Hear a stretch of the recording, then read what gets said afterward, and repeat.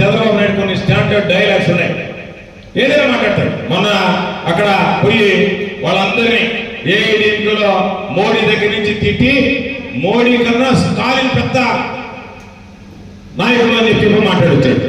నిన్న పోయి అదే నోటితో ఈరోజు ఆ వీడియో ఈ వీడియో చూస్తే అబ్బా అసలు స్టాలిన్ పనికిరాడు, మోడీ ఎట్లాంటి నాయకుడు, ఇక్కడ మామూలుగా మరలా వచ్చి ఆయనకు వ్యతిరేకంగా మాట్లాడచ్చు. చంద్రబాబు నాయుడు నాయకు మడత పెట్టాడంటే అది ఎన్ని మడతలతో నరవలేనటువంటి నాయకు కాబట్టి ఎక్కడ ఏ రోజు ఏ అవసరం వచ్చినా ఎంత కావాలంటే అట్లా మడత పెట్టి మాట్లాడగలిగినటువంటి వాడు చంద్రబాబు.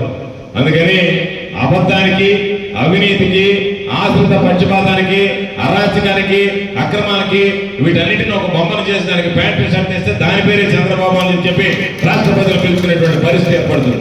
ఆ విధంగా కాకుండా జగన్మోహన్ రెడ్డి గారు తీసుకొచ్చినటువంటి సంస్కరణ రైతు బాగుంటే రాష్ట్రం బాగుంటుంది అని చెప్పి కేవలం మాటలకు పరిమితం కాకుండా ఈరోజు రైతులు ధర్నా చేస్తున్నారు.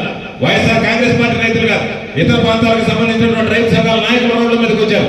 కమ్యూనిస్టు పార్టీలకు సంబంధించినటువంటి వాళ్ళు మాట్లాడుతున్నారు.